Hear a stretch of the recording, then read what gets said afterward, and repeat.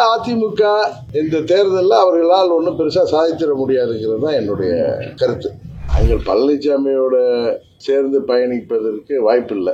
அம்மா மக்கள் முன்னேற்ற கழகம், நானும் சரி, நிர்வாகிகளும் சரி, தொண்டர்களுக்கும் அந்த விருப்பம் இல்லை. அதனால அவங்க எதன் அடிப்படையில் சொல்றாங்கிறது எனக்கு தனிப்பட்ட முறையில் போட்டியிடணுங்கிற எண்ணம் இல்லை. நான் அதை கூட அன்னைக்கு ஊடகத்திட்ட வெளிப்படுத்தினேன். ஆனால் எங்கள் நிர்வாகிகளும் எங்கள் சேர்ந்த நண்பர்களும் ஈவன் தொண்டர்கள்லாம் நான் போட்டியிடணும்னு சொல்றாங்க. அவங்க கருத்தை நான் பரிசீலிக்கிறேன்னு சொல்லியிருக்கேன். திமுக தேர்தல் வாக்குறுதிகள் எல்லாம் நிறைவேற்றாமல் மக்களை ஏமாற்றி வருகிறார்கள். அவர்களுக்கு அவங்க என்னதான் கூட்டணி பலமாக அமைத்தாலும் அவர்களுக்கு எதிரான மனநிலை மக்கள் மத்தியில் இருக்கு. அதை அறுவடை செய்கின்ற விதமாகத்தான் ஆர்கே நகர் தேர்தலில் நாங்கள் வெற்றி பெற்றோம். அதை தொடர்ந்து வந்த பாராளுமன்ற தேர்தலில் பிரதம வேட்பாளரை சொல்ல முடியாத ஒரு காரணமும் எங்களுக்கு வெற்றி வாய்ப்பு இல்லாமல் போனது காரணம். அதனால இந்த தேர்தலில் நாங்கள் கூட்டணி அமைப்பதற்காக சில கட்சிகளோடு பேசிக் கொண்டு இருக்கோம். எல்லாம் உறுதியான பிறகு சொன்னாதான் நாகரிகமாக இருக்கும். அதுக்கு பிறகு சொல்றோம். அந்த கூட்டணி பலமா இருக்குமா? அந்த கூட்டணியுடைய அடிப்படையில் கூட்டணி இல்லாம அமமுக நிக்கிற பட்சத்துல எத்தனை நாடாளுமன்ற தொகுதியில வந்து கைப்பற்றுவோம் அமமுக? இல்ல நம்பிக்கை வேணும்ல. இல்லைங்க, கூட்டணியில் போட்டியிடுவோம் அல்லது தனித்து போட்டியிடுவோம் சொன்னேன்.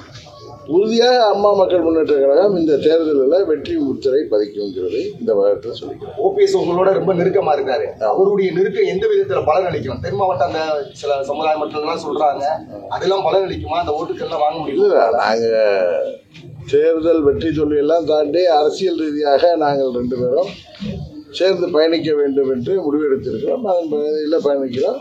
வருகாலத்தில் பொறுத்திருந்து பாருங்கள், இதெல்லாம் எந்த அளவு பலன் தரும் என்பதை தமிழ்நாட்டு மக்கள் முடிவு செய்வார்கள்.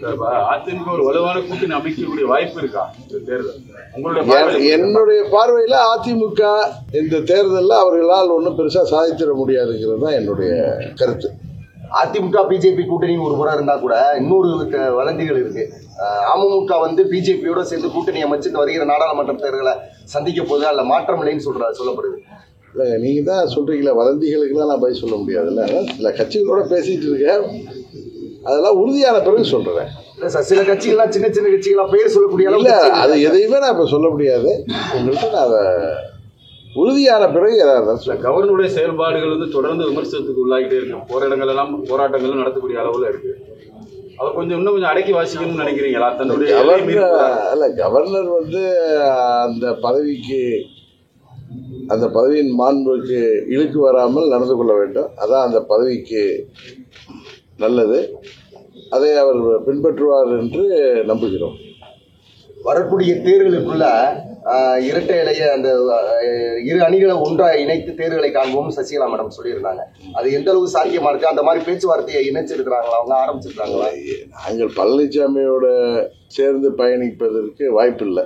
அம்மா மக்கள் முன்னேற்ற கழகம், நானும் சரி, நிர்வாகிகளும் சரி, தொண்டர்களுக்கும் அந்த விருப்பம் இல்லை. அதனால அவங்க எதன் அடிப்படையில் சொல்றாங்கிறது தெரியல. சார், ஒரு கட்டத்தில் வந்து எல்லாரும் ஒன்றா இணைஞ்சாதானே சார் ஒரு பழைய மாதிரியான ஒரு அம்மாவுடைய உண்மையான தொண்டர்களாக தங்களை ஏற்றுக்கொள்பவர்கள் அனைவரும் ஒன்றிணைய வேண்டும் என்பதுதான் எல்லோருடைய விருப்பம். அது நடக்கும்.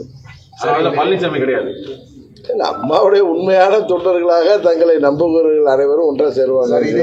விருப்பம். தன்னைத்தானே ஏமாற்றிக் கொள்ளக்கூடிய வண்ணமாகவும் நம்மளை சுற்றி இருக்கிற தொண்டர்களுக்கு ஆதரவு சொல்லக்கூடிய வண்ணமாகவும் தான் இருக்கு. ஆனா உண்மையானது என்ன? நீங்க எல்லாரும் அரசியல் என்ன ஏமாத்திக்கிறது மாதிரி இல்ல, மக்களை வந்து தொண்டர்களை வந்து ஆதரவு சொல்ல மாட்டேங்கிற கருத்து தானே சார். நீங்க எல்லாரும் ஒன்றிணையாம ஒரு மிகப்பெரிய வெற்றி. எங்க அம்மா மக்கள் முன்னேற்ற கழகம்ங்கிற கட்சியை எதுக்கு தொடங்கப்பட்டதுன்னு உங்களுக்கு தெரியும்.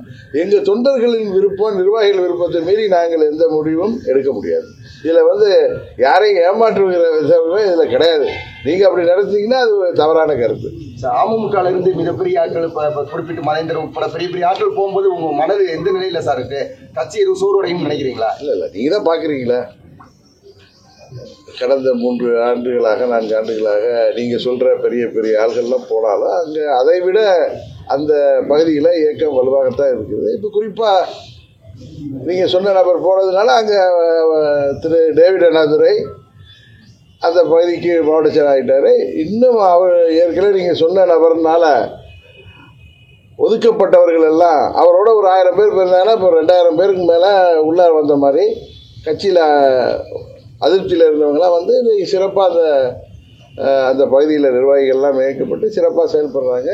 இப்போ கூட ரீசெண்டாக பொதுக்கூட்டம் இருந்துச்சு, அதில் கூட நல்ல கூட்டம் இருந்தது உங்க எல்லாருக்கும் தெரியும். சார், இந்த தேர்தலில் நீங்க போட்டியிடணும்னு சொல்லி நிறைய பேர் ப்ரொபோசல் சொல்றாங்க. சவுத்தில் வச்சிருக்கீங்களா? இல்லை இல்லை, எனக்கு தனிப்பட்ட முறையில் போட்டியிடணுங்கிற எண்ணம் இல்லை. நான் அதை கூட அன்னைக்கு ஊடகத்திட்ட வெளிப்படுத்தினேன். ஆனால் எங்கள் நிர்வாகிகளும் எங்கள் சேர்ந்த நண்பர்களும் ஈவன் தொண்டர்கள்லாம் நான் போட்டியிடணும்னு சொல்கிறாங்க. அவங்க கருத்தை நான் பரிசீலிக்கிறேன்னு சொல்லியிருக்கேன். இன்னும் நான் எந்த முடிவும் எடுக்கலை. எடுத்தால் நிச்சயமாக சொல்லுவேன். இதில் ஏதோ சமாளிக்கிறதோ இல்லை டிப்ளமேட்டிக்காக பேசுகிறதோ இல்லை. கூட்டணிங்கிறது உறுதியான பிறகு தான் நாங்கள் சொல்ல முடியும். அதுவும் உங்களுக்கு சொல்ல, இந்தியாவின் பிரதமரை தேர்ந்தெடுக்கிற கூட்டணியில் அம்மா மக்கள் முன்னேற்ற கழகம் இடம்பெறும்னு சொல்லியிருக்கேன். அப்படி இல்லாத பட்சத்தில் தனித்து போட்டிடுவோம்னு சொல்கிறேன். நாங்கள் யாருக்கும் அடிபணிந்து செல்கின்ற இயக்கம் கிடையாது. இது அம்மாவின் கொள்கைகளையும் லட்சியங்களையும் தொடர்ந்து அடுத்த தலைமுறைக்கு கொண்டு செல்வதற்காக உருவாக்கப்பட்ட இயக்கம். அம்மாவின் உண்மையான ஆட்சியை தமிழ்நாட்டில் அமைக்கிற வரை நானும் சரி, என்னோட பணியாற்றுகின்ற 7 ஆண்டுகளாக பணியாற்றுகின்ற தொண்டர்களும் நிர்வாகிகளும் அதிலிருந்து பின்வாங்க மாட்டேன். உங்களுடைய விருப்பம் முதலமைச்சர் வேட்பாளர் ஆனன்றதா அல்லது நாடாளுமன்ற வேட்பாளர்? முதலமைச்சர் வேட்பாளர் ஆனாதானே நாடாளுமன்ற தேர்தல் இதில் நீங்கள் போட்டியிடுவீங்களான்னு கேட்டேன். தனிப்பட்ட முறையில் எனக்கு விருப்பம் இல்லை.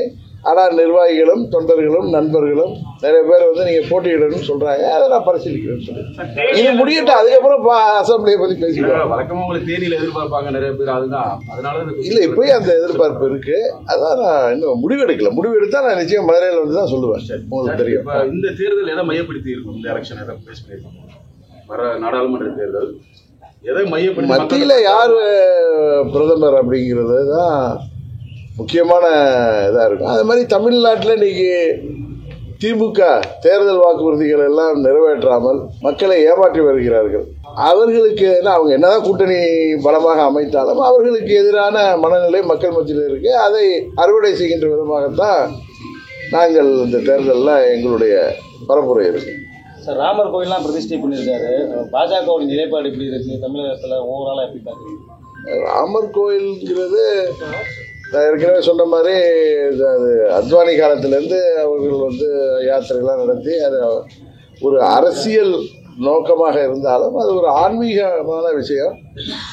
இந்தியாவில் உள்ள அனைவரும் மதங்களை எல்லாம் தாண்டி ராமர் கோயில் கட்டப்பட வேண்டும் என்பதில் விருப்பமாக இருந்தாங்க. இப்போ கட்டப்பட்டதில் மகிழ்ச்சியாக இருக்காங்க.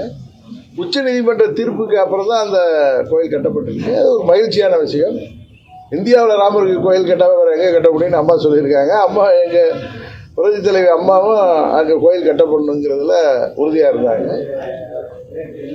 அது வட இந்தியாவில் பெரிய தாக்கத்தை ஏற்படுத்தியிருக்கு. அது பாஜகவுக்கு ஆதரவாக இருக்குது. நிதிஷ்குமாரே சொல்லியிருக்காரு. பட்டு தமிழ்நாட்டில் எப்படி இருக்குன்னு ஊடகத்தில் கேட்டாங்க.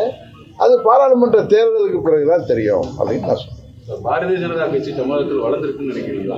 கடந்த 5 ஆண்டுகள் அந்த கட்சி சொல்லக்கூடிய ஒரு பிரதான பிரச்சாரமே நாங்கள் 2வது இடத்துக்கு வந்துட்டோம். இப்போ எங்களுக்கும் திமுகவுக்கும் மட்டும்தான் இந்த தேர்தலில் போட்டி, அதிமுக கிடையாதுன்ற அதை முன்னிலைப்படுத்தி பிரச்சாரம் பண்றாங்க. உங்க பார்வையில் உங்களுக்கான பார்வையில் எப்படி தெரியாது? எந்த கட்சியும் தாங்கள் வளரணும், தாங்கள் தான் ஆளுங்கட்சியும் தான் பிரதான எதிர்கட்சி அப்படின்னு சொல்லி தொண்டர்களையும் உற்சாகப்படுத்தணும். மக்கள் மனதிலும் இடம்பெறணும். எந்த கட்சியும் முயற்சி செய்வாங்க. அதெல்லாம் மக்கள் தான் முடிவு செய்ய முடியும். இந்த பாராளுமன்ற தேர்தலில் தெரிஞ்சு நான் என்னுடைய கருத்தை இன்னொரு கட்சியுடைய வளர்ச்சி அடைஞ்சிருக்காங்களா அதை பற்றி எனக்கு தெரியலங்க. வளர்ச்சி அடைஞ்சிருக்காங்களான்னு தெரியல, அடையலைன்னு தெரியல.